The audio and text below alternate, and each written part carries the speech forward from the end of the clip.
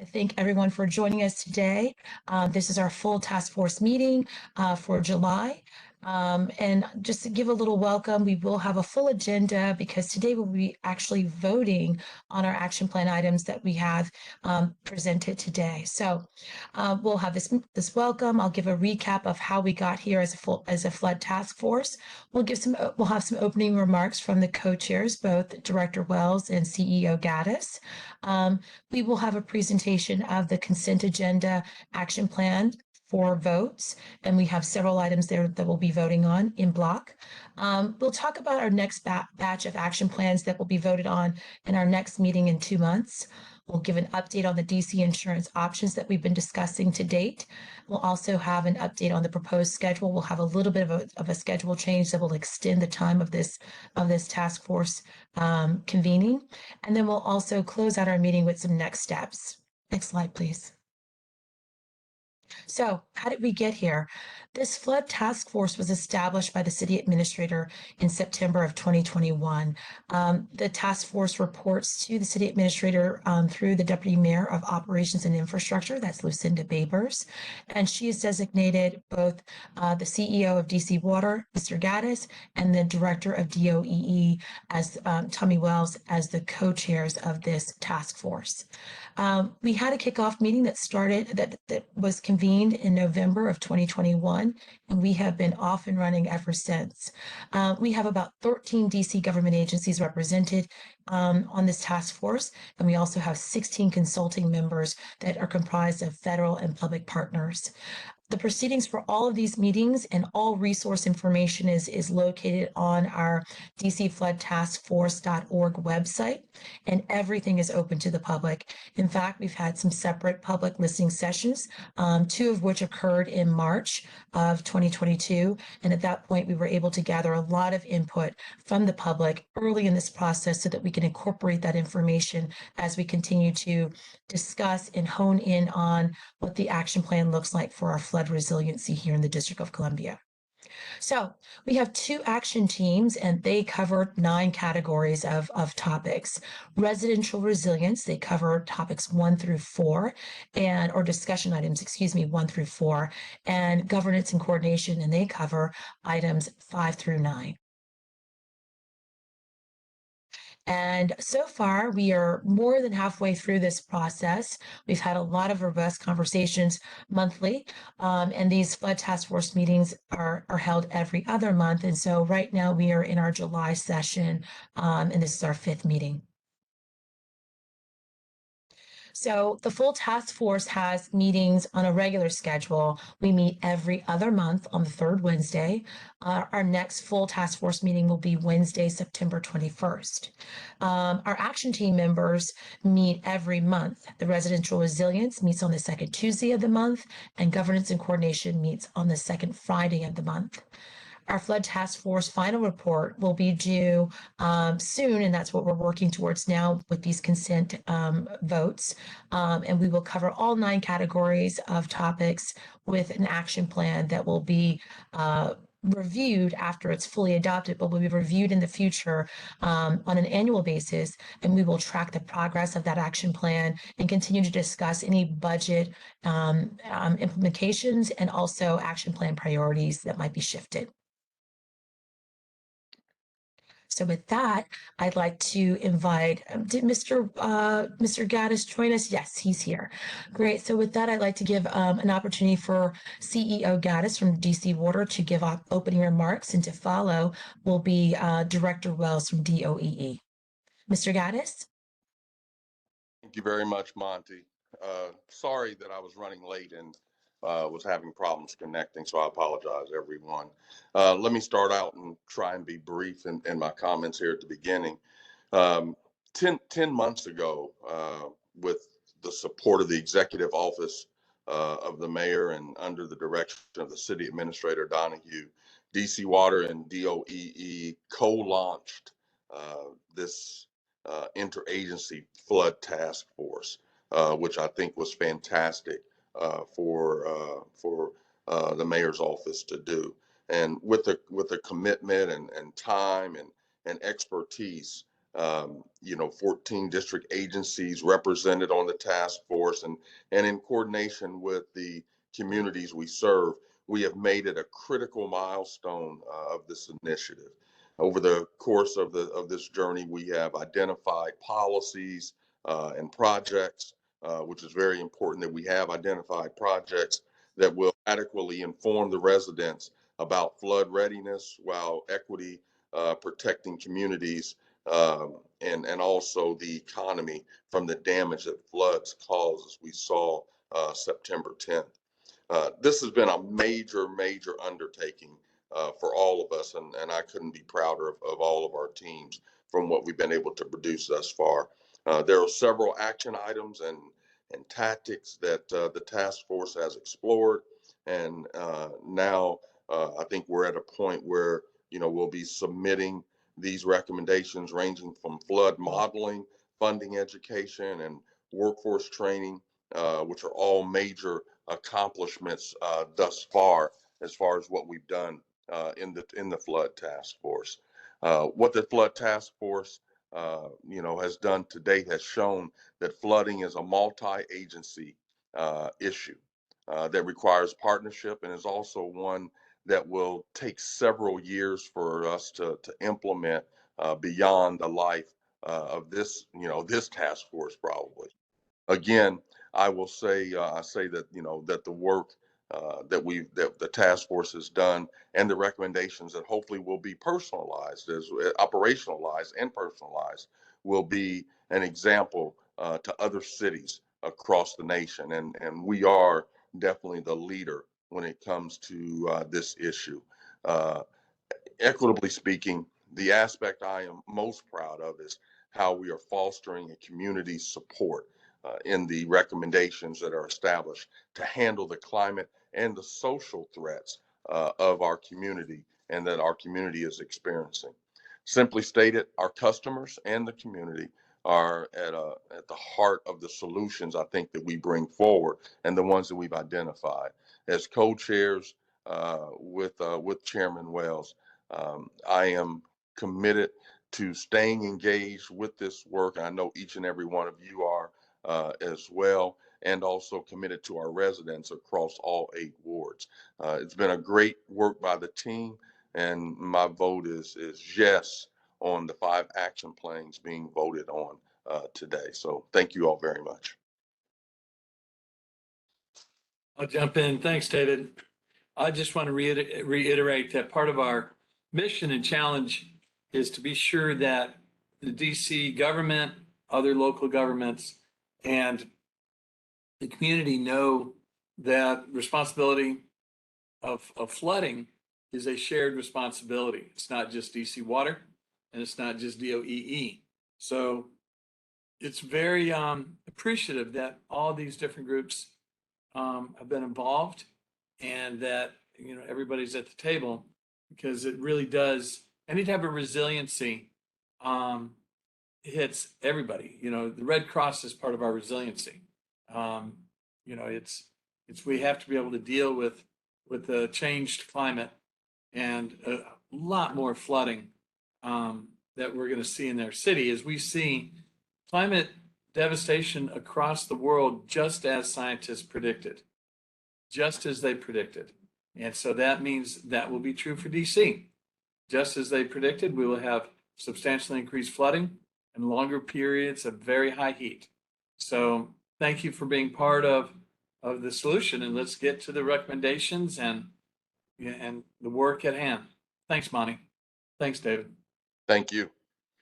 Thank you both. Those were great opening remarks and a really good summary of where we've been and how we continue to chip away at this task that seems to be quite large, but this has been such a capable and very collaborative group. And so we appreciate all the attention from each of the agencies, and we thank you for the participation. So with that, I would like to bring up Barbara Mitchell from DC Water. She's going to preside over our consent agenda action plan vote. Barbara? Thank you so much, Ms. Monash. Yes, my name is Barbara Mitchell, and I am an Assistant General Counsel at DC Water in the Department of Government and Legal Affairs. I am so pleased to facilitate the first vote of the task force. let's take care of a few housekeeping measures before we dive right in. I will quickly walk through quorum, the consent agenda, and the virtual roll call process. Let's take a moment to establish quorum. Ms. Monash, do we have a quorum? Ms. Mitchell, yes, we do. We have all but two agencies present, and there might be two agencies calling in by phone. So if they are welcome to come in off mute to let us know. That would be ORM and DCHCD. Excellent. So it sounds like we have 11 members present, and those that are seen on the screen are the agencies that we've taken a roll for. So members, I'd like to turn your attention to the consent agenda as presented on the screen. If we can advance to that slide. Perfect. For the purposes of our record, I should note that the consent agenda enables members to vote on a group of items in block without discussion. In a few moments, directors or their designee members will be able to register their virtual roll call vote by typing yes to approve the measures, no to disapprove the measures, or abstain to abstain from the vote in the chat.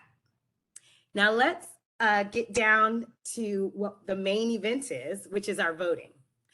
Voting members, you have the consent agenda properly before you as recommended by the various action teams. The action plan on the consent agenda are as follows. 3.1, develop program to floodproof homes, provide resilience upgrades. 6.1, update DOEE flood hazard rules. 7.3, use results of 2020 USACE modeling to update Watts Branch FEMA maps. 7. Use results of 2019. I don't know if can you guys hear me a little bit better? Yes. Okay. I can hear you just fine, Barbara. Okay, sounds good. I got some feedback that people couldn't hear, so I'll try to speak up even louder. 7.4, use results of 2019 USACE modeling to update Oxton Run FEMA maps. And 8.4, conduct yearly interagency outreach. Please note that the action plan 6.3 DC or past DC B24-0410 Flood Resiliency Act has in fact been completed because the bill was enacted by the council. You all should be very proud. Members, you have heard the list of action plans to be considered for vote today. Observing Robert's Rules of Order, is there any objection to the consent agenda as presented? More specifically, would any member like to remove an item from the consent agenda and place it on the regular agenda for individual discussion? No. Thank you. I'm just gonna take a pause here. I'm getting feedback that some folks can't hear me. I just want to make sure that you guys can hear me. I can hear you. Okay, and I'm very sorry to those who can't, but it might be an issue on others' computers, so I apologize for that. Hearing and seeing no objections to the consent agenda presented, the task force is now considering the consent agenda as listed and presented on the screen. Voting members seeking to approve the consent agenda, please signify by typing yes in the chat. Those opposed, please signify by typing no in the chat. Abstaining, please type abstain in the chat. We will give you a vote and for our team to tally the vote. Members experiencing technical difficulties can vote by unmuting your microphone, so please begin your voting now.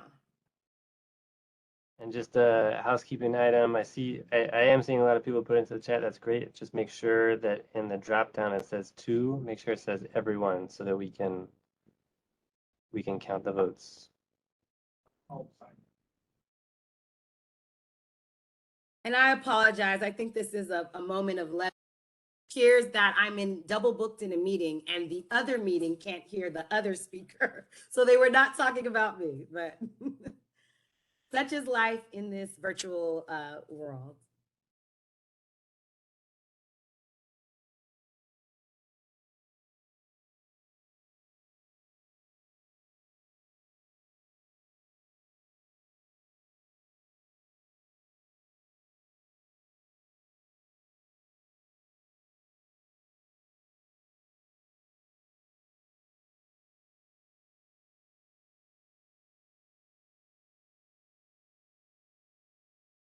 Barbara, we're going to need a few more seconds just to tally all the votes.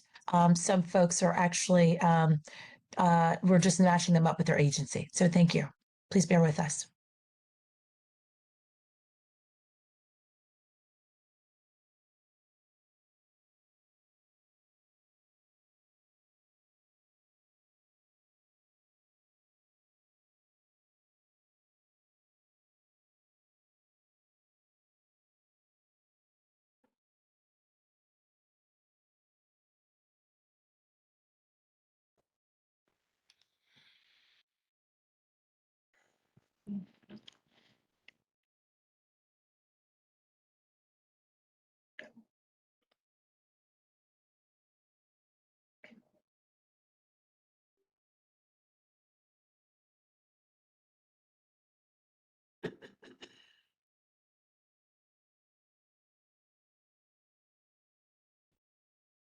Barbara, I just want to report that we have no objections. We have the majority ruling in favor of the agenda action plans. That's great news. So for our record, the consent agenda is approved unanimously by all voting members present and voting. Thank you so much. And with that, I will conclude our voting section of the agenda and turn it over to Ms. Monash. Thank you. Great. Thank you so much, Barbara. That was well done. Painless, as one would say. And thank you all for participating in this virtual voting environment. We will make sure for the public that this is all recorded in the minutes in terms of who exactly voted from each agency, so that it's all very clear and on the record. So with that, I want to transition over to our presentation of action plans. We'll have Salil from DC Water kick us off with this particular section of our agenda. Thank you, Salil. Thank you, Monty. We go on to the next slide. Super. So this particular one is 4.1. It's expanding the backwater valve program. One of the things we did find out is after the September 10, 2020 storm, there's several homes that could get flooded if we had a microburst in different parts of the city, not just where we had it in September 10, 2020. And there are homes that are constructed mostly prior to 2003 that did not have backwater valves. And this program is in terms of how do we distribute the valves and how do we decide based on equity, how do you prioritize the distribution? We can't physically put valves in every single homes, but we need to develop a priority list. And how do you fund it? That was the other big issue. So working with HCMA, where we said thank you very much. We applied for funding, BRIC funding, and if that doesn't come through, HCMA's got some other options for funding also. And the proposal that was submitted and we presented on it yesterday to FEMA is based on two phases. Phase one is to develop a list or try and develop as best we can a list of homes that fall in this category. Then try and use some equity factors to prioritize that list. And then use the funding as the funding starts coming in to install the backwater valves in these homes. So these are some of the factors that we're using for determining equity in areas. Next slide. So after the phase one's completed, if it comes under a BRIC funding, you got to submit a business case analyses on why it's cost effective. We move into phase two, which is actually the installation of the valves. So this project's divided into two phases. Phase one is to do a documentation of homes. And then phase two is the actual installation. Total time to complete this is 36 months. Right. So current estimate and request from FEMA is for $3 million and a 36-month period to exit. So there will be an outreach program once we know the funding's in place. That'll start as part of the phase one. Thank you. Oh, and just the request that came in after September 10, 2020, that may not have qualified for a backwater valve at that time, will automatically get included in this. And there's about 227 of those that gives us a head start. Any questions?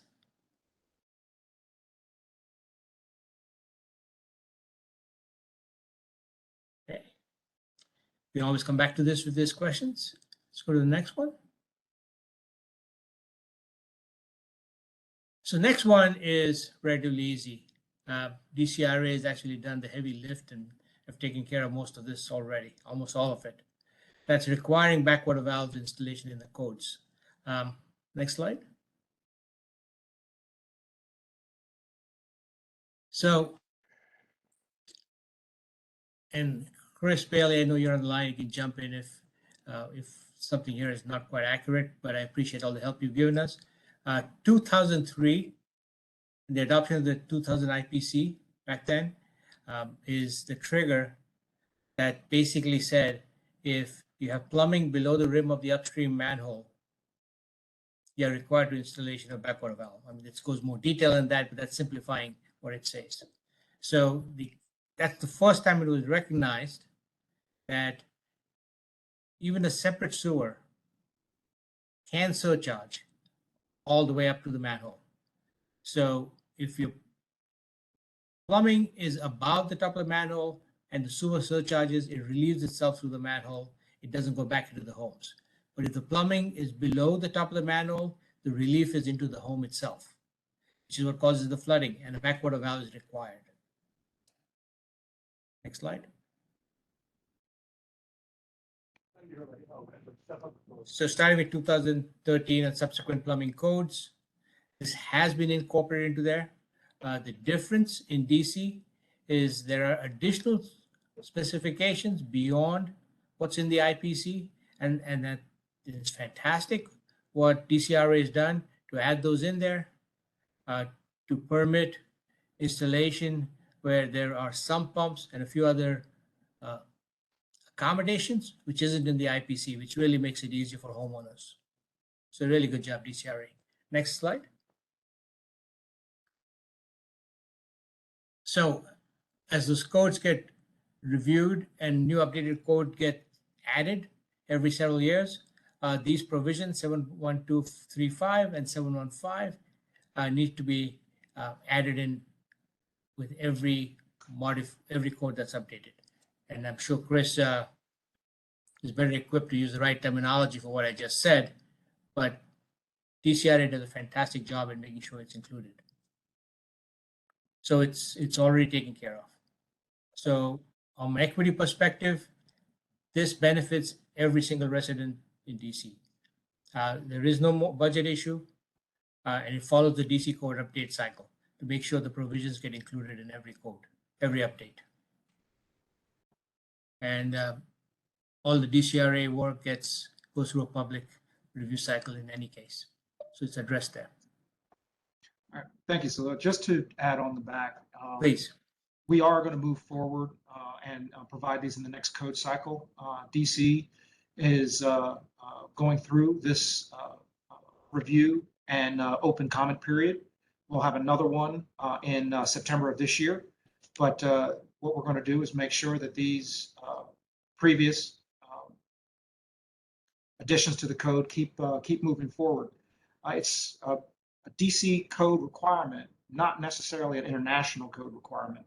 So that's something that we are special here in the district by allowing this to go forward each code cycle. We've been protecting people since 1999. Thank you, Chris. And having a design background, having designed around the country, DC is very unique in what they've done, and I think you're leaders in this area. Thank you for doing that. So Salil, just a clarification question. Right now in our current codes, we don't have the backflow valve requirements, but the ones that are going through the process now will have the requirements that we want? No, actually, that's not the case. They are in the code, in the current code cycle that we have. So since 2003, DCRA has been very careful to make sure they're included in every revision. So this action plan is mostly just to make sure that we continue to carry that That we forward. continue. Yeah, got it.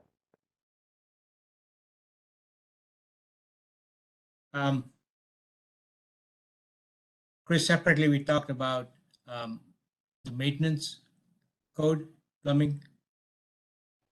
So there, And- there, go ahead. Go ahead. I was going to say that there are two other supplemental codes, one being the property maintenance, and of course, the existing building code. For any projects that increase the occupancy of a building or the additional use or requirement for connection to city utilities, this would then trigger the installation of this backwater valve as well. So not only do you have existing buildings with the chance under alteration that they would be protected, assuming that they increase the occupant load or enlarge their service. And then, of course, in the property maintenance code, any maintenance to a discharge sanitary line to city sewer would trigger this requirement as well. It's considered new work, and it would fall back to the IPC, which is the International Plumbing Code, and that would allow the regulation that you just showed to be enacted.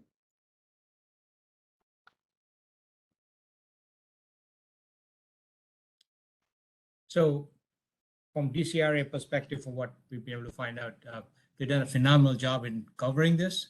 The requirement is adding dwellings or converting basement dwellings. If it's done through a permitted process, they would have the backwater valves. That's correct. I'm trying to carefully use my words here. Yes.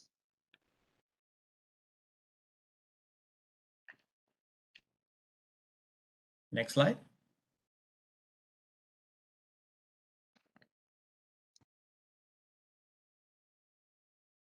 So before we hand it off to Alan, I'll just jump in real quick, just to the transition out of voting to what you're seeing now. So we voted on plans that we presented at the last task force meeting in May. What you're hearing now for the first time are new plans, which we'll hear about today, and then we'll go through an agency public comment period for about a month. And then you'll vote on these plans that you're hearing about right now officially in September. So this is kind of like the first time you're hearing about it, a chance to ask questions, chance to get the high level overview, and then have your comments over the next couple of months. So just wanted to situate us as we go forward here. And Alan, I can pass it to you.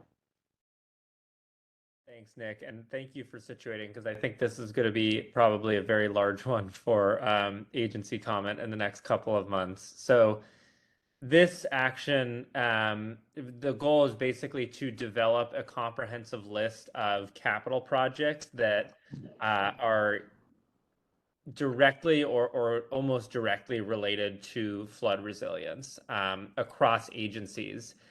And this, I'm going to explain a little bit what this action kind of is and what it isn't. So starting on what it is, there hasn't really been a process up until now, as far as we know, to pull together a comprehensive list of flood resilience related medium and large scale capital projects. And this flood task force was a really good opportunity to pull that list together and start to get an understanding of, what is the scale of the projects we're trying to accomplish? What are the potential funding sources we can use? And how much is this going to cost over the next, basically what we've laid out as 8 years here up until around 2030.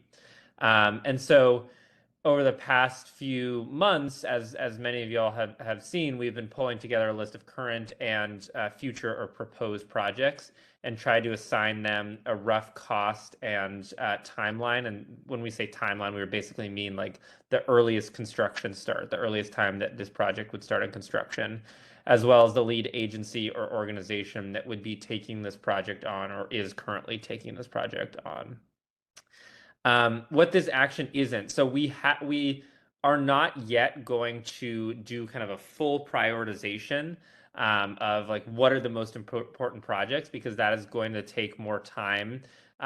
We want to establish criteria and kind of agree on a process for annually or even less than annually going through the projects, updating it, adding additional projects, reprioritizing based on additional information. But we have not done that now. That's not part of this action. And then funding sources, we've done a lot of work to understand the world of funding sources, but we're not yet matching funding source to project. That is going to be kind of a subsequent portion of this action. So we go to the next slide. This is just a quick sample of what the project list looks like. It is a lot longer. You all have probably seen the longer version, but there are many, many more projects that are not shown in this slide. I just wanted to show this as kind of a representative example of what that list looks like. So you'll see we have the project, the lead agency, when the earliest construction start would be, and then rough kind of cost buckets and potential funding sources. And the goal of those second two columns was really to get an understanding of what is the scope of money that we are dealing with needing over the next 8 to 10 years in order to kind of create enough capital projects to consider ourselves flood resilient. So this one is really big for, I mean, it is big on all of these ones. So equity, really core to equity, because a lot of these projects are prioritizing resilience of vulnerable communities in the 100 and 500 year floodplain, and prioritizing these projects beyond this action will be additionally critical in making sure that large dollar amounts go to those projects that have the most impact on vulnerable communities, on protecting vulnerable communities. The budget. So this was kind of the early estimate that we came. This is probably a low end estimate over the next 10 years, because some of the capital projects still didn't have dollar amounts or estimated dollar amount buckets assigned to them. But this was kind of the early stage estimate that we came out with for how much it'll cost over the next 10 years. And then the timeline, as I mentioned, these projects range from as early as projects that are already ongoing, and as late as projects that won't start any sooner than 2030. And the public input bit of this, we reached out to all of the agencies and folks on this flood task force. I fully expect that this list is not 100% complete. I hope that it is 90 to 95% complete, but I doubt that we got every single major capital project that's being done. So what I would love to see from agencies in this kind of forthcoming comment period are there capital projects that you know of or are already working on or planning to work on that aren't included in this, and just giving us the basic information on that. And then of these capital projects that are listed, does the information feel accurate? Does it feel, like the timeline is too aggressive? Does it feel like the funding bucket is too small? We kind of welcome all comments on this, because the goal is really to use this list as a foundation for every single year going forward to get an understanding of what is the flood resilience capital projects that we're doing. So that's kind of the whole scope of this action. Meredith or Nick, is there anything you would add, or should we open it to questions?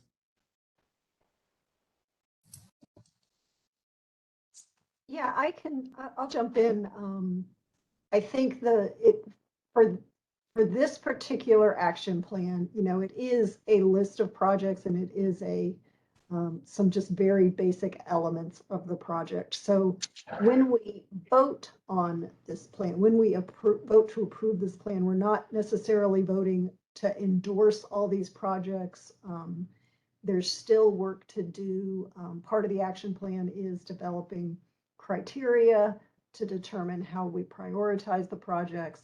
That's just something we didn't have time to really work through. We started on it, but just couldn't develop meaningful criteria to evaluate the projects in this time frame. So that'll be a big next step on this one. So yeah, just keep that in mind as you review the action plan and as it gets voted on.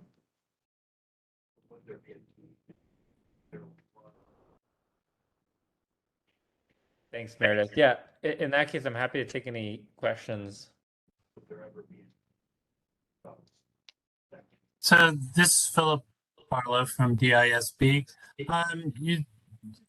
When you do these projects in the 100 and 500 year floodplain, are you going to change what is considered 100 and 500 year floodplain, or is it just going to reduce they will still be considered 100 and 500 year floodplain? They did just reduce the potential impact of damage.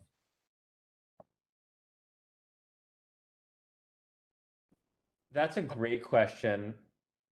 I don't think I have the answer for you right now. I think it's a good question that's beyond the scope of this action, I will say. And Salil or Meredith, if you all have input, I would welcome that. So Alan, the projects that DC Water is doing, it's protecting the facilities against that water surface elevation. It doesn't change the floodplain at all. So example, the flood wall that's around Blue Plains. It doesn't do anything to the 500-year floodplain. It just makes sure the water doesn't overtop and come inside the plant. But this may be something we want to look at the wording on this, because I think a number of our projects are going to help with interior flooding areas that are not in the 100 and 500 year. So I think this kind of gets into how we're deciding to prioritize, because certainly we know because of the mapping that there's higher risk in the 100 and 500 year floodplain. So it's a little bit harder when there isn't mapping to quantify that risk outside those areas. But I think certainly we want to recognize that in the district there is value for infrastructure in neighborhoods that are not in the floodplain but also have kind of rainfall flooding problems. So I think that's definitely something we should think about. Yeah. Just so I'm clear, the areas in Northeast DC that received the biggest flooding in 2020, were they within the 500-year floodplain or outside of the floodplain altogether? So for the most part, especially in far Northeast, they're not in any floodplain, with the exception of Watts Branch, which is in the 100 and 500 year. So to answer your question, I think right along the border, those communities were not in the floodplain at all. It was surprising when they flooded.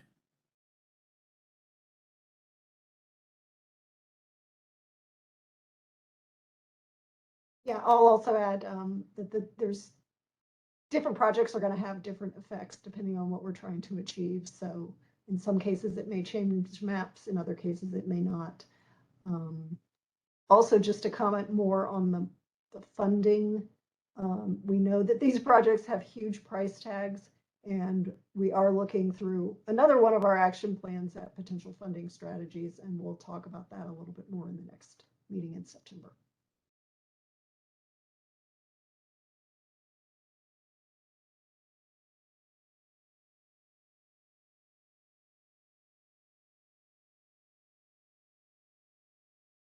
Not sure you'll know the answer to this, but how many of these projects are described well enough to be included in the bipartisan infrastructure law process that we're completing right now? Great question. I don't know the answer to it offhand. I can take a look at the list again and look through it in that filter, or with that filter in mind. I would imagine with a lot of them have already been through application processes. So yeah, some of them are in the work in that already in that process.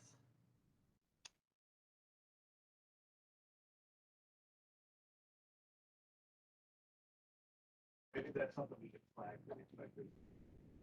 Yeah, I would ballpark maybe 20 to 50%, and I think that's a reflection of this list is both a combination of stuff that we have pretty well understood that this project needs to happen. We've applied for grants before, and then there's other projects in the out years where it's like, we know that this is a neighborhood that needs work, but we don't have any kind of specific design. So that's the kind of project that wouldn't be really ready to be in the infrastructure bill. So it ranges.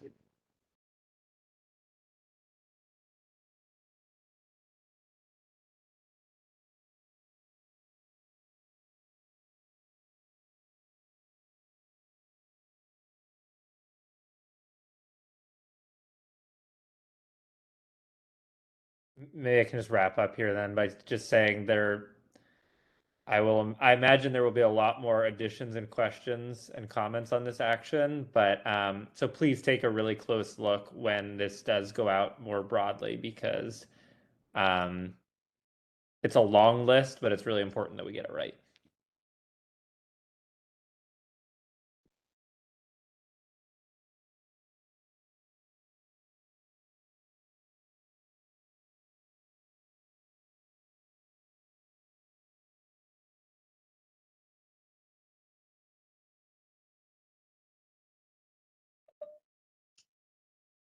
I would like to just kick off and start down this if we're going to move on to the construction codes.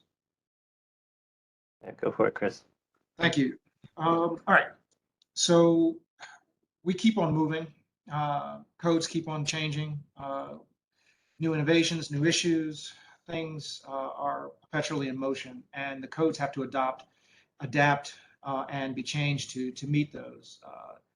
The CCCB, which is the Construction Code Coordination Board, is a mayoral appointed board staffed by DCRA, other agencies, as well as the public, in order to amend, modify, adopt certain codes.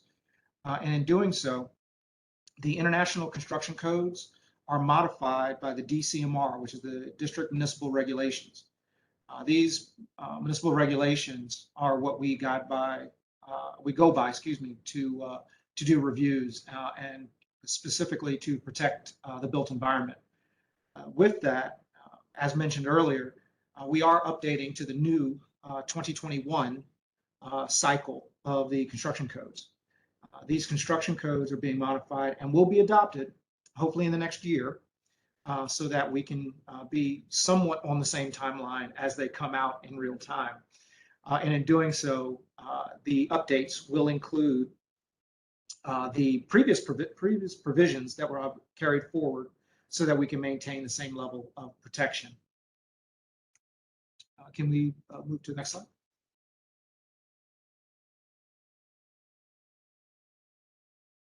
Okay. In addition to just the building codes, the plumbing codes, and the other I codes, there are other outside of these codes that are regulatory actions. In doing so, I've got to tip my hat to DOEE for providing an individual that was very instrumental in updating some of the rules, as well as providing us a draft that DCRA has the ability to amend the Public Service Commission Authority Act. And in doing so, we're able to amend the residential real property seller disclosure form and include additional language that would protect individuals when purchasing a home. Currently, this document is with our director of DCRA and legal sufficiency moving forward. Once it is approved, the director will then move forward and sign that. We understand that this does not take council action, but it does, the office of the mayor as well as the attorney general will need to weigh in on this new emergency rulemaking. But we hope once we move down that road that it'll find its way into the DC official code and into record. This change updates the form for any seller of a property to identify if there is any actual knowledge or built-in protection for that property during the sale, so that the buyer, excuse me, will then know that there is either a need for flood insurance, or there is a backwater or some sort of flood protection. I can't specifically say backwater, but some flood protection for that home if it resides in the floodplain. This is a change that will take some time because it is a regulatory emergency rulemaking, but we hope to move that through the process. Is there a next slide?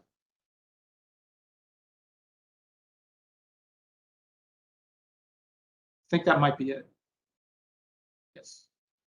Any questions for any of the rulemaking or the process for code changes?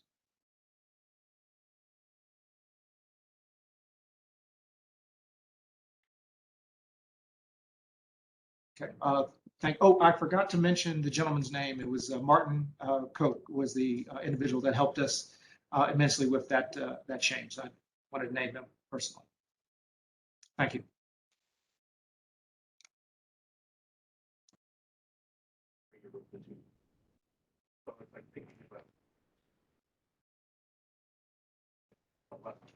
Great. I think this is me again.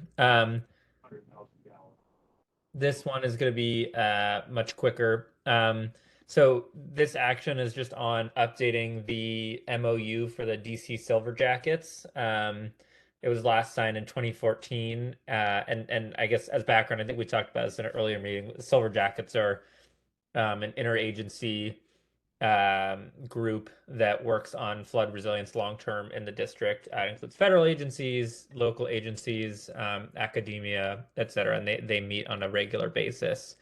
And the goal of this action is just to update the MOU to reflect the new agencies that have taken on flood work, as well as to expand the scope of and the idea of agencies that will be working on flood resilience in the district going forwards.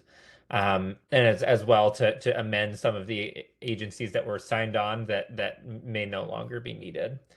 So we can go to the next slide. There's just a brief overview of the agencies that will be added to the MOU. And the only agency that we're probably going to remove is the Deputy Mayor's Office for Public Safety and Justice. This was signed before the Deputy Mayor's Office for Operations and Infrastructure existed. So we would just be updating that role to kind of reflect where most of the flood resilience work sits now. And then adding this list of DC government agencies, federal agencies, and regional agencies. And there were a few potential academia additions that we were thinking about as well that you'll see in the plan. So we can just flip to the next slide. This is a fairly straightforward action. It's mainly just a matter of the administrative time of getting it done and completing it by next year. But it will be important to make sure that we have as broad coverage within Silver Jackets, geographically and agency ownership wise represented in that group. So happy to take any questions on this action. Not a question, but maybe just to add, I think, so going back to the other action plan you presented, the capital projects, I think there might be a link between the Silver Jackets and the capital projects, and that we may want to use the Silver Jackets every year to help kind of prioritize, for that year, what the projects are. Because I think that can kind of be the continuation of the task force on a staff level as we kind of, sunset the official, the task force. Yeah. Thanks, Nick. So, but all the more reason, if we're going to really focus on using the Silver Jackets, let's make sure that the MOU is up to date. So.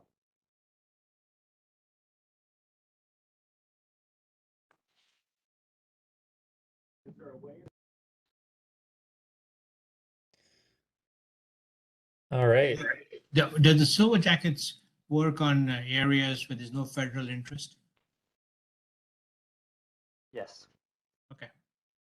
So we like to have federal partners there to, sometimes they tell us about projects that they're working on that, obviously could impact the district and goes the other way too. And then in addition, the Army Corps, in addition to being a federal, and working on federal land, they also quite often support DOE and modeling efforts, and just in general have really great knowledge about the region. So great. Yeah. Thank you.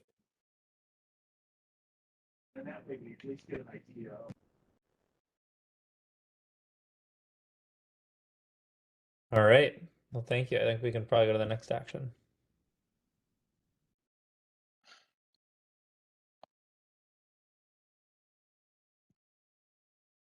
Ramesia? And I think Anne Graff is going to take this on for HCMA, unless Vermesia is doing it. No, you're right, Ann. I think Ann's doing it. Oh, hi, Anne. Good. Please go ahead. Thank you. Thank you. Good afternoon. Yes, my name is Annie Graff. I'm with DCHCMA.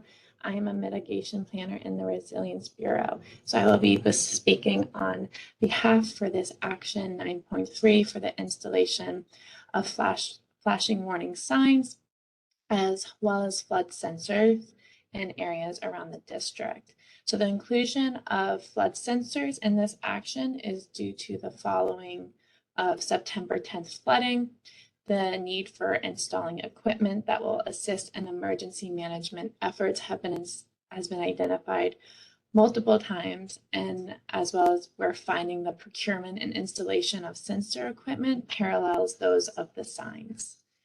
So in presenting this project has garnered a lot of agency interest, prompting the establishment of a working group with key district partners, as this project cannot be done by one agency alone, and those key partners can be found on section 1 of our action plan. HCMA, in partnership with DDOT, has already initiated some steps based on locations provided by DDOT. However, it is the objective of establishing this working group that we will identify additional locations and that equity and those most impacted are prioritized, as well as identifying funding opportunities as they become available to implement this project. You can actually go back to the previous slide. Yeah, sorry, I'm just going to give a quick overview of the equipment.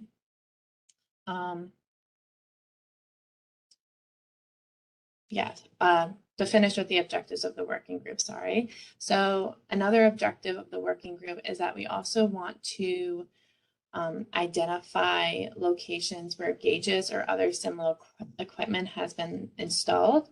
This is to prevent duplication of efforts, considering that the installation of gauges is an action identified by the task force. I believe it's action item 7.1.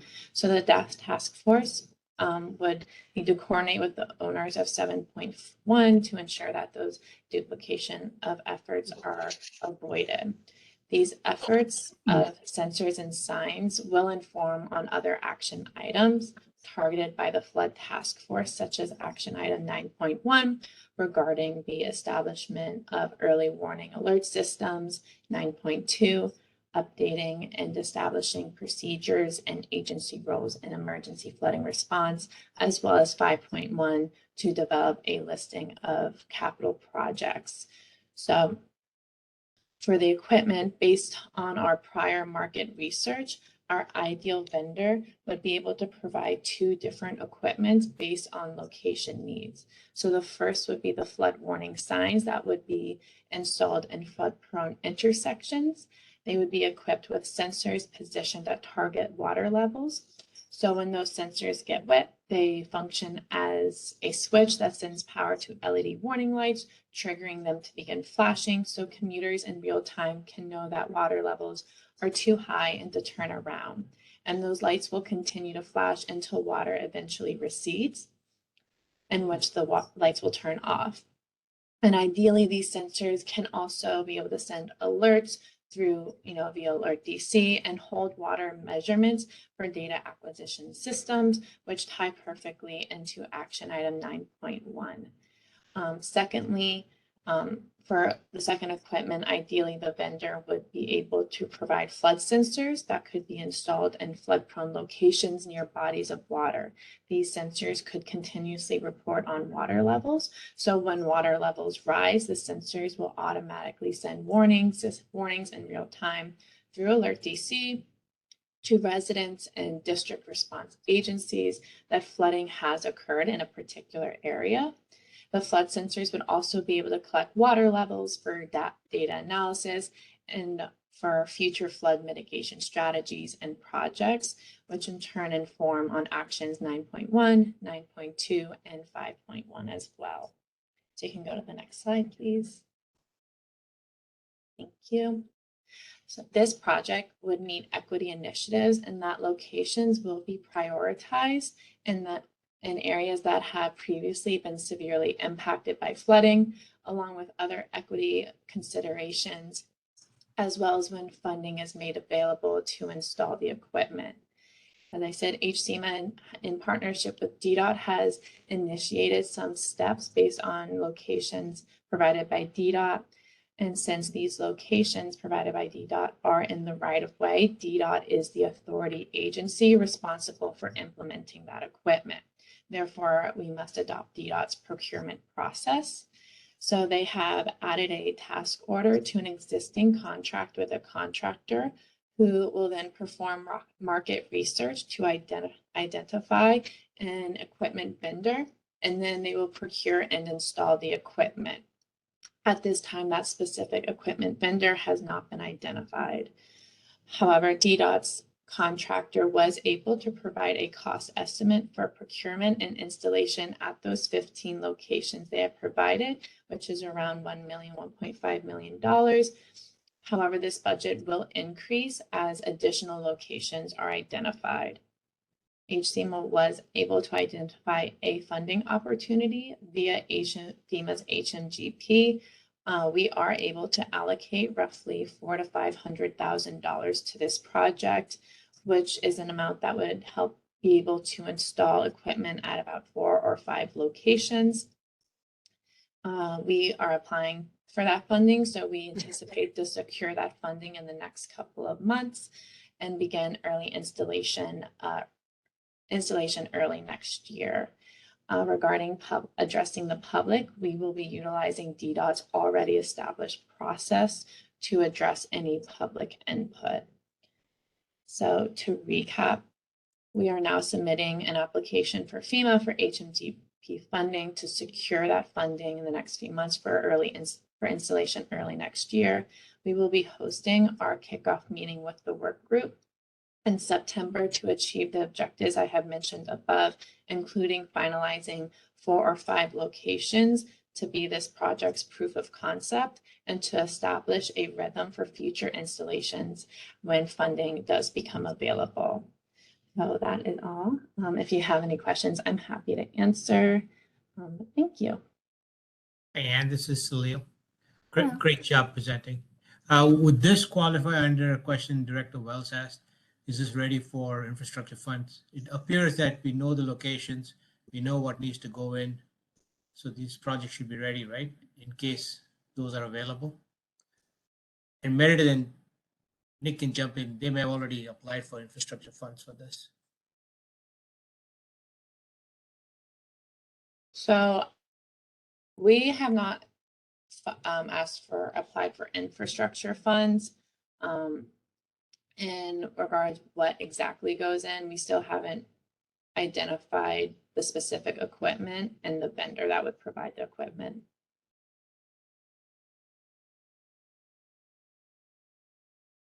Salil, based off of your question, I think you're referring to the funding source that was mentioned. Essentially, that is through the suite of funding, the hazard mitigation grant program funding source.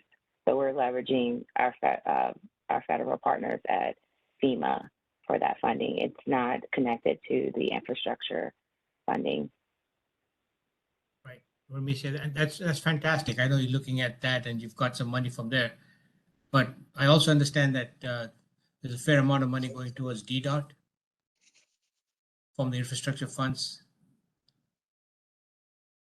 I don't know if anybody's on the call here from DDOT. Anyway, that's a discussion point. We're gonna bring it up here.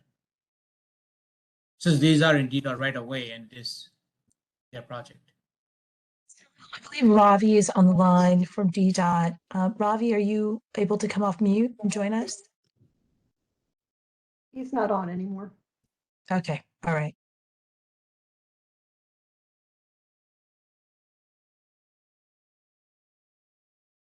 Any other questions?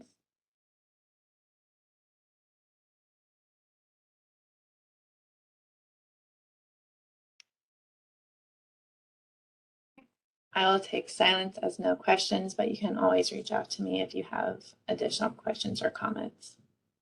Thank you.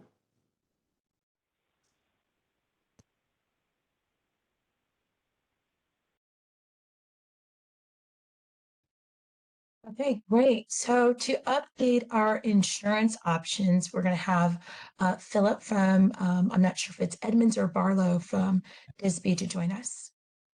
One of the Phillips. Thanks, Monte. I will handle it. It's Barlow. Thanks, Barlow. I appreciate it. Thank you. Just to give you an update, we've been working very hard on insurance-related options. We drafted 4 resiliency-related proposals and have been discussing them with the residential resiliency action teams. We've gotten a lot of good feedback that we are incorporating into the plans. We got additional feedback on our last call that we will still be working to incorporate, and we are planning. The plan is for us to present them at the next task force meeting. So I'm not gonna go through all of the details of the kind of comments that we've gotten. You can read those in the slides, but I'll briefly talk about the four main proposals. We do have another proposal for outreach that we haven't done as much on getting feedback on, but the first one is a water damage remediation and grant assistance program for low-income residents. So this is a program designed to get money to low-income district residents who are impacted by a flood. It's designed to get money to them quickly. It's it's patterned on some programs in other states, notably, I think Rockville, Maryland, has a similar kind of program, and it's really also kind of similar to the project that DC Water took on after the September 10th flooding. Again, I'm not going to go through all of the things that we have changed, but this is just to kind of let you know that we've gotten a lot of good feedback and have been making changes as we go along. So we can go on to the second one. So the second one is also it's another option to look at remediation for low-income residents. The first one is a grant program. This one is an insurance program. For this one, we did take some of the feedback and revise it to kind of tie it into the highest deductible on a NFIP policy that would allow for payments to low-income residents and allow them, if they were to purchase a NFIP policy, they could reduce their premium for the NFIP policy by selecting the highest deductible. Again, this is a program that's designed to get money to low-income residents quickly after a flood so that they can do remediation. And again, you can see some of the comments that we've been reflecting in there. And again, we are continuing to get feedback, and we'll be continuing to make adjustments as we go forward.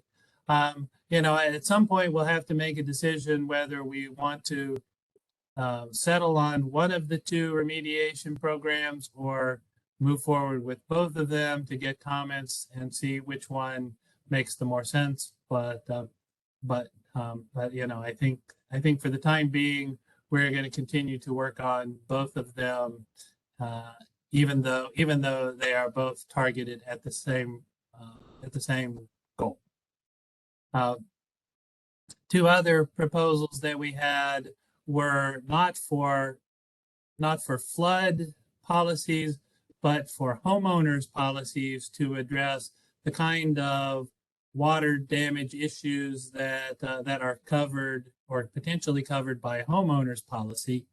The first one is a water intrusion or mitigation credit or premium discount program. So this one would require homeowners and renters insurers to offer discounts to policyholders who did some risk mitigation or who lived in homes that had risk mitigation items in them, like the backwater flow valves, water sensors, and there's one other one that I can't think of right off the top of my head. But so this one, again, would require homeowners and renters insurance to offer discounts to policies for homeowners who had these kind of things. It's the same kind of thing that, typically you get insurers will offer you a discount if you have on your homeowner's insurance, if you have smoke detectors and fire extinguishers and things like that. They do that really on an optional basis. This would make it mandatory for them to offer these discounts for homeowners. This is not specifically targeted at low income residents. This would be available to any resident in the district who purchased a homeowner's or a renter's policy. Hello. And then the last one is a requirement, again, for homeowners and renters insurance, that insurers make available enhanced water damage coverage. So there are typically some optional coverages that homeowners and renters can get on their policy to provide for additional protection for water damage. Sometimes, we suspect that some homeowners may not be aware of these things, or they, maybe they're afraid of the cost. So what this would do is it would require insurers offering homeowners and renters policies in the district, if they don't already include any of the specified enhancements in the policy directly, they would have to offer them as additional coverage and identify the additional cost. So they would provide that to each applicant at the time they were making the decision to buy insurance. It would be the way we've got it structured now is that the homeowner or renter would opt in to deciding whether they wanted to add any of these features. We did get a question about whether opt out. We might want to go for an opt out decision instead.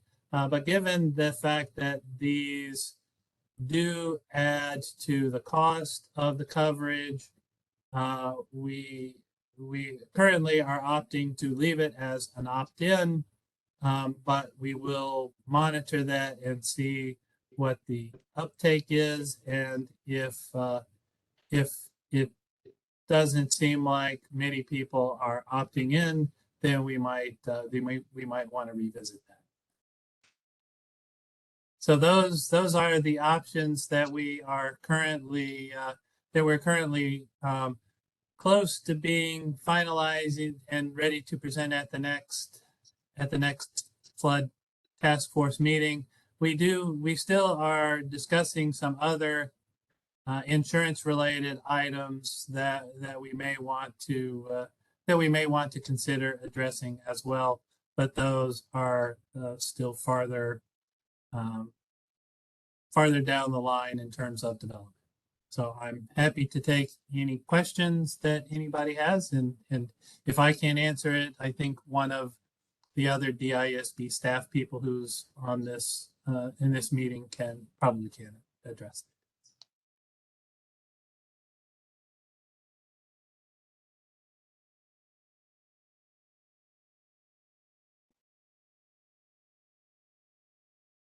Okay, I'm not hearing any questions, but I will reiterate that sometimes people think insurance is boring, but this has been a very interesting exercise for us to work on, and I think we've gotten hopefully some other people have found it interesting as well, because we have gotten a lot of good feedback on the proposals.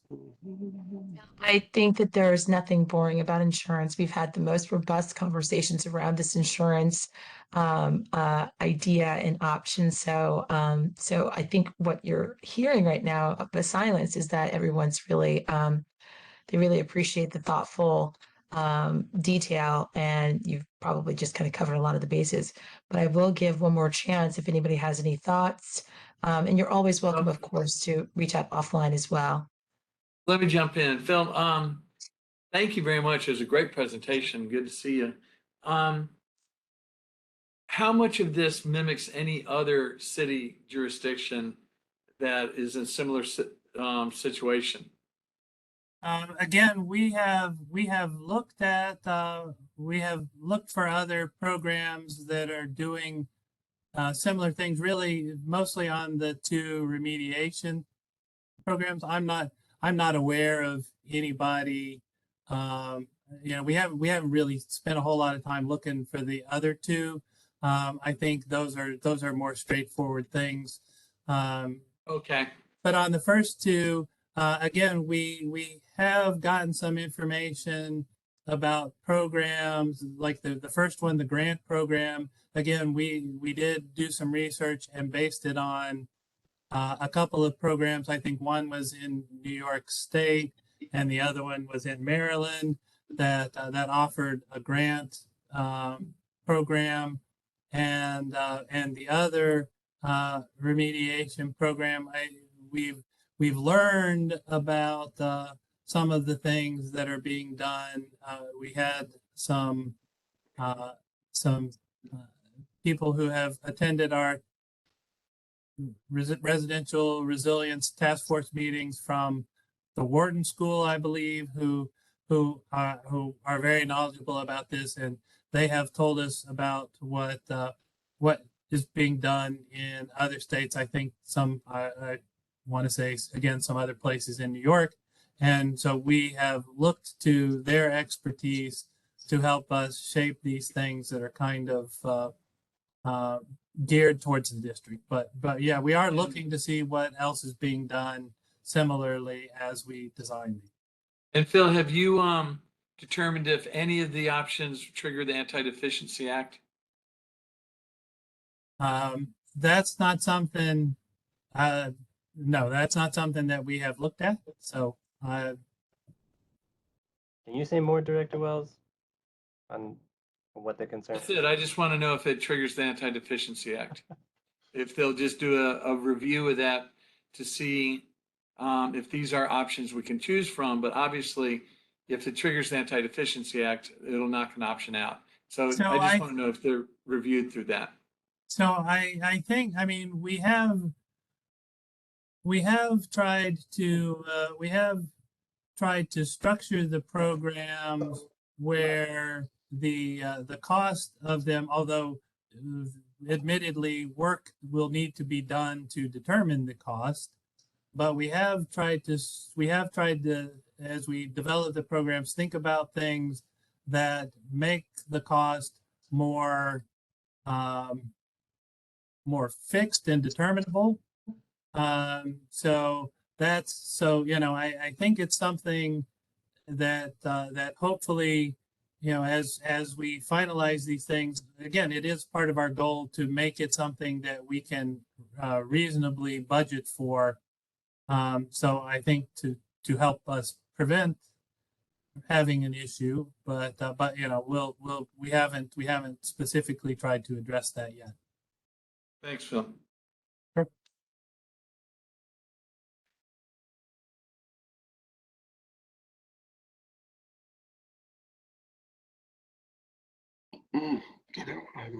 Okay, well, thank you so much. If there are no other questions, we'll continue on. Thank you, Philip. Can we move on to the next slide, please? So we have a proposed schedule update from Nick Bonard from DOE. Nick, would you please share the next Sure. section? Yeah, and I also want to, Stephanie, if you're on, maybe try unmuting our call-in users for a second. I know I've been trading emails with Julia Costa that wanted to chime in, I think on one of the previous action plans. I just wanted to give her a chance to talk. Should be unmuted. Okay. Oh, gosh, Nick, thanks. This is Yeah. Julia. Can you hear me? Yes, we can hear you now. Yay! Great. I just had a quick question on what I'm going to call the flashing lights program. It sounded like what you're very cool and what you're gearing up to do is sort of a proof of concept, but I was interested in knowing if the roads that are under federal control, like Canal and some of the roads on the mall, if those at some point could be wrapped into this or might, so that it was a seamless system across the district. And that was really my only question. Thanks. Thank you. So we are always going to consider additional locations that, have had previous flooding. So that is something we can take into account and add to our ongoing list. And maybe a follow-up on here. So I heard Julia mention the National Mall. I think those roads are DDOT roads, but the sidewalk is Park Service. And I'm wondering, is part of what we need to think about is that it needs to be on, the signs need to be on DDOT property? Is that a restriction? Yeah, that it would need to be on, for the funding, the pilot, it would need to be on DDOT's authority. And I believe these locations, which were provided by DDOT, meet that. But again, to Julia's point, and to Annie's point, I think that is something that as a group, the working group can kind of think through more. Awesome. Lisa, is Julia part of the working group? I believe it's two, and I'll let Annie speak to that. The working group list. But you're on there, Salil. I am. I am. And you are I'm in looking there. forward to it. Yeah, it might be more helpful to have someone from NPS on that group because most of the roads might be in their bailiwick. And the other thing is it doesn't have to be in the roads. It could be an NPS property too. So it'd be really helpful to have NPS there. Is that you, Julia? That's for NCPC, or is it you said NS NPS? Yeah. Yeah, Julia was speaking from NCPC, but was suggesting that maybe a NPS contact would be NPS contact. best for, yeah. Well, Nick, we'll come back to you on potential options. Nah. Okay, you mean for who NPS. we might work with? Mhm. NPS. Okay. Thanks.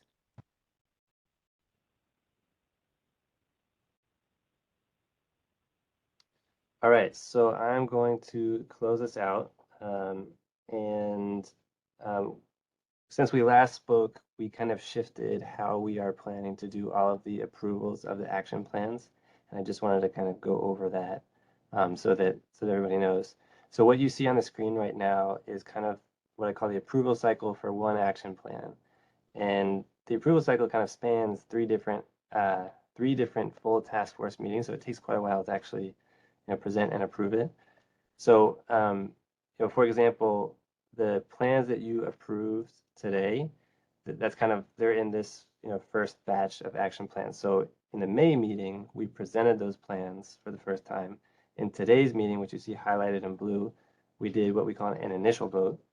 And what that will do now is the plans that you voted yes on will be open to the public for them to comment on for a month. And then after that month, we'll take 2 weeks to make any updates, and then also send around to the task force 2 weeks prior to the September meeting. And our intent then is in the September meeting, you will do a final approval for those action plans that you voted on today. So I know there's a lot of voting for just one action plan, but we felt like we had to do this in order to make sure we have agency comment first, then public comment, and then once we get all the public comment and make any changes, give the task force one more chance to approve it. So that's the cycle for one action plan. And the way we're thinking about it is we'll be doing these action plans in 3 batches. So so it's a little bit complicated, but essentially you will have a final vote on the first batch in September. You'll have a final vote on the second batch in November. And then I think we're going to need to add a meeting in January of 2023 for a final vote on the third batch. So I think this is kind of just a heads up that we're I think going to plan to extend the task force that at least have one last meeting in January, though we may not need to have action team meetings in that January. So just kind of heads up, and we'll work with Alan and Demois as necessary to make that extension. Just to think about it, because this runs parallel, but the budget process starts in September. I'd like to get items on here into the budget process for FY24. Obviously, our stuff has to be in by the end of the year. Then the mayor delivers it in March. But our window is fall. I'm sorry, Director Wells, your audio is a little it's a little fuzzy, so maybe if you could start over again, that would be helpful because we didn't hear all of what you were saying. Just the degree to which we can have items or projects to start putting them into the FY24 budget. And under the auspices that this is the CA's priority list so that we can get it into the budget. But I do, if we wait till January, and I'm not saying we're waiting to January, if the projects are not teed up with recommendations until like February, January, March, or December or January, then going into FY25. So we do need to get a list of recommendations to the CA for the budget process before in the fall. Yeah, and just to respond, we can do that.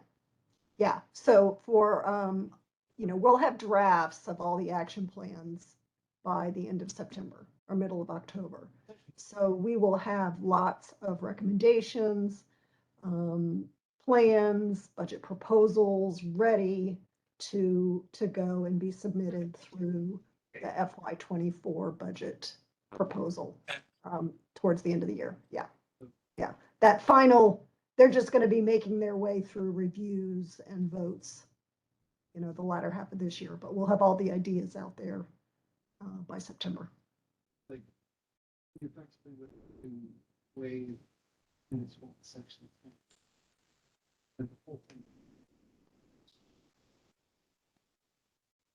All right, so I think just moving to to the next slide for for the next steps. So either tomorrow or Friday, we will send out links to all of the action plans you heard today. And that will be the your first chance as agencies to comment and provide feedback on them. We will also send out the 5 action plans that you voted to approve today. We will make those available publicly on our website and notify any stakeholders that participated in the listening sessions, as well as groups that we know are kind of interested in the task force in general. So there'll be, there's kind of 2 parallel processes. One is letting the public know about the 5 that we approved, and then the other is giving everyone on this call, the agencies, a chance to review what was just presented today. So be on the lookout for those, and then heads up to the agencies that in September we will be presenting kind of the last batch of action plans, much like you saw today, but for the last batch. So I think that's it. And then if we go to the next slide, upcoming task force meetings. So we've got a couple in August, the action team, the governance team, and then we won't have a full task force meeting until September. And just noting here on that September one, maybe for the task force staff, we can think about how to bundle all of these action plans, even though they haven't been finalized and approved, but how to bundle them in such a way where agencies are aware of what might need to go in budgets, because that's right around when we'll be talking about it. All right, so that's it for the wrap up, and then I'll pass it to Monty. Great. So we are moving along quite quickly here. So Director Wells and CEO Gaddis, if you'd like to offer some closing remarks, we'd love to have you share something here, please. All good? Great. Mr. Gaddis? All good as well. Thank you. All right. Well, it looks like we have some time back on the table here. We appreciate everyone. This was a great meeting. We had a lot of procedure to get through today that was a little bit different from what we've done in before. And so knowing how to get through it, it'll be a little bit smoother going forward. But we appreciate everyone's time and patience and participation. So with that, I'd like to say thank you. And we will see you in a couple of weeks on with residential resilience and also the governance meeting. And then in September, we will see you for the full task force meeting. So thank you so much for your time, everyone. Goodbye. Thanks all. Thank you. Thank you.